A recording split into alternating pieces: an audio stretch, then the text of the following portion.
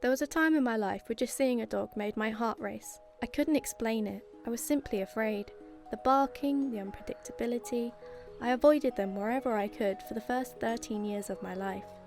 I knew I wanted to overcome this fear as it seemed to control my life. So after completing a 10-week therapy course, we adopted our dog Luna. Luna wasn't just a pet, she was family. She taught me love, trust, and when she passed, she taught me loss. They walk beside us, eyes full of understanding. They listen without judgment, offering a steady paw in moments of struggle. More than pets, they are lifelines. Support dogs transform lives in ways many people never see.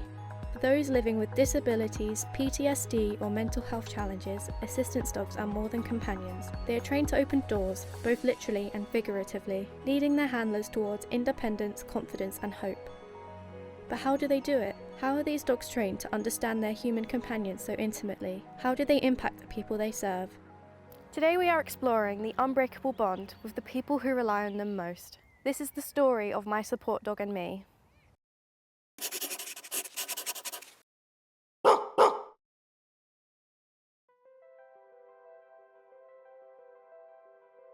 Today I'm meeting with Hazel, who suffers from chronic inflammatory demyelinating polyneuropathy, better known as CIDP, and her support dog Barney. Nice to see you. Nice to see you too.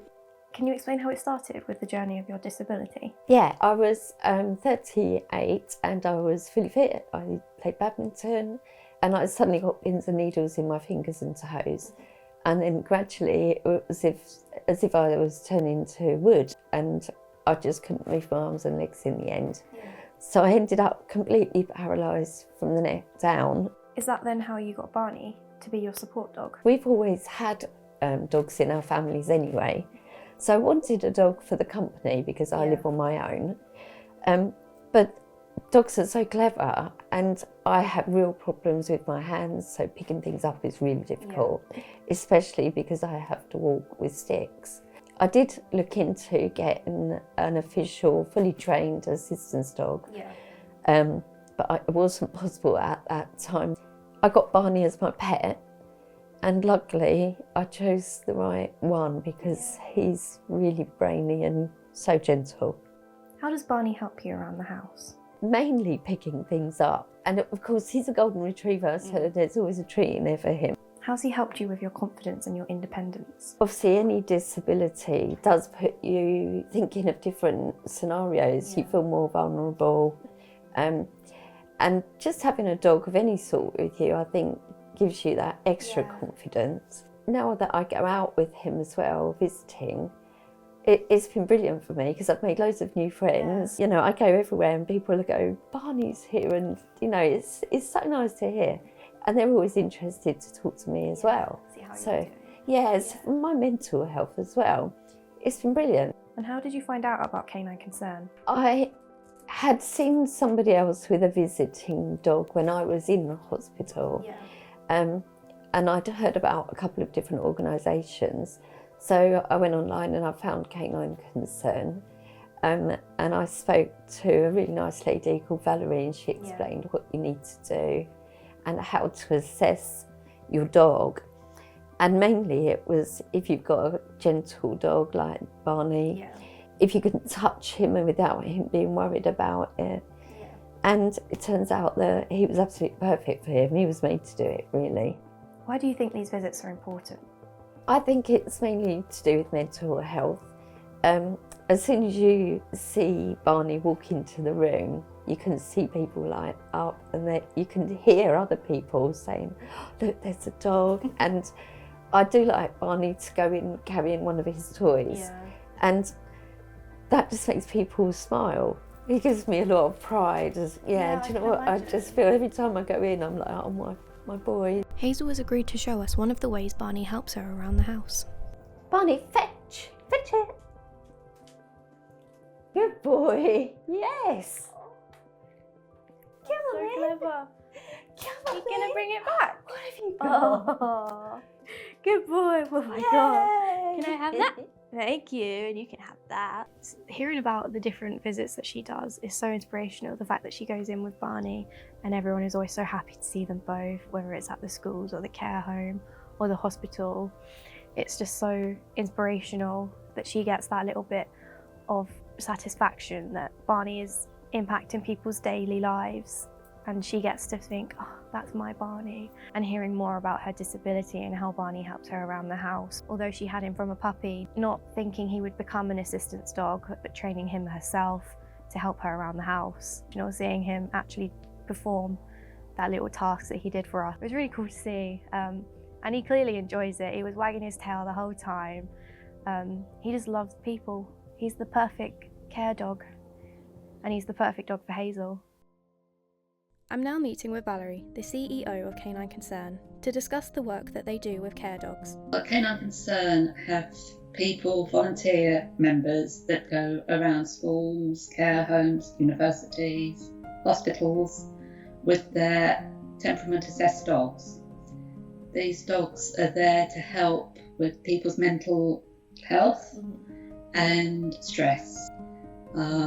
They can also help with the older people with loneliness and obviously missing their own dog, so it brings back memories. They can reminisce.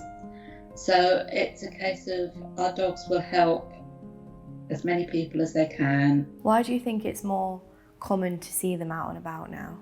I think sort of over the last 10-15 years, people are more aware of well-being.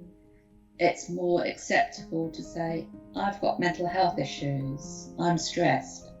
There's also more scientific reviews of what a dog can do. So what are some of the biggest challenges that Canine Concern faces? We're a charity and we do not charge for the visits. We ask for a donation if anyone's happy to give a donation. That these days, with the cost of living crisis, donations have gone down a lot. How can people help to get involved with the charity? There's always new places for people to visit if you feel that your dog is suitable. We obviously need assessors to help assess the dogs and make sure that the dog is a suitable dog for the role. We look at assessors who are perhaps dog trainers, who use the positive rewards technique. We also obviously need to have places that we visit, so we will always ask them to contact us as well.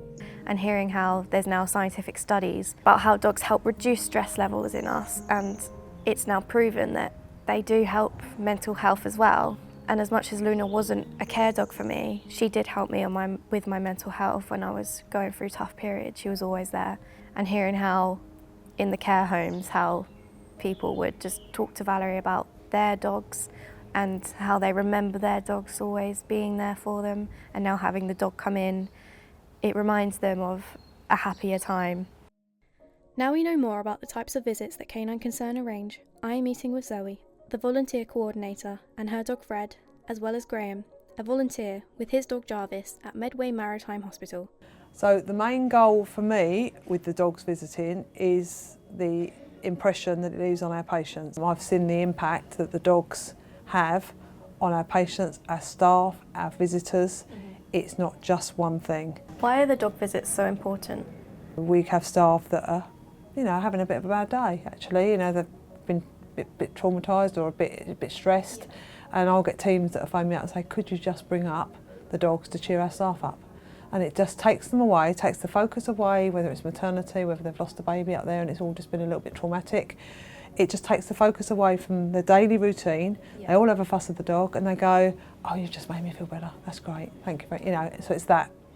And similar with the patients, and then they see the dog and I go in there and I go, hi, Mary or whatever the name is, I've been asked to come and visit you. And their faces light up. So when you see what difference the animals make to the patients, that's what makes it worthwhile. Yeah, it's made a massive difference to a lot of people, and that's patients and staff as well.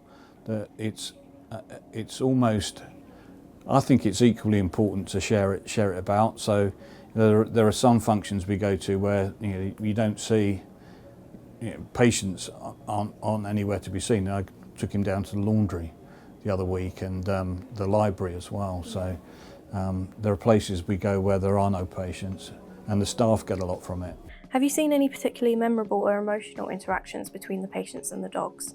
You know, it's not just always about a one-off with a patient. We've got another patient that was in intensive care, and he still comes to visit Fred now. So when he comes in for his appointments, he's in a wheelchair, but he will sit and he'll say, with tears in his eyes, that your dog got me through when I was in here, because he said if it wasn't for him, I wouldn't be here now, because I went up every day. You know, and he was a prison dog handler. So dogs are very important in his life. So, you know, for him to have Fred to go up every single day, I mean, it happened to be Fred at that time, but you know, whatever dog it might be, whether it's Jarvis or one of the other therapy dogs, they get a bond with that dog. And this dog has a way of knowing who needs him.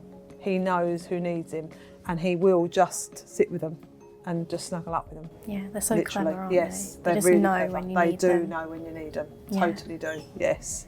Yeah.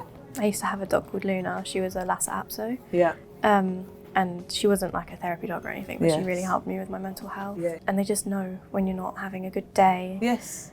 Totally. Yes. Yeah. I went to see Angela, and she went from an 80-year-old woman lying in bed to an 8-year-old, honestly, and her face absolutely lit up, and she really came alive.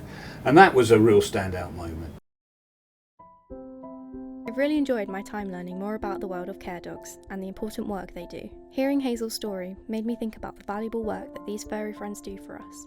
Talking with Valerie and learning what it takes to become a care dog and seeing the impact that these dogs have made on the hospital staff and patients has reinforced my understanding that dogs are truly man's best friend, as they listen without interrupting, comfort without judgment, and accept payments in the form of treats and cuddles. Luna was always there for me when I was going through challenges with my mental health. On days when I was struggling, Luna was always there for a cuddle.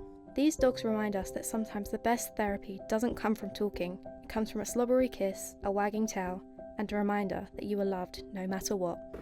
And remember, not all heroes wear capes, some wear bandanas.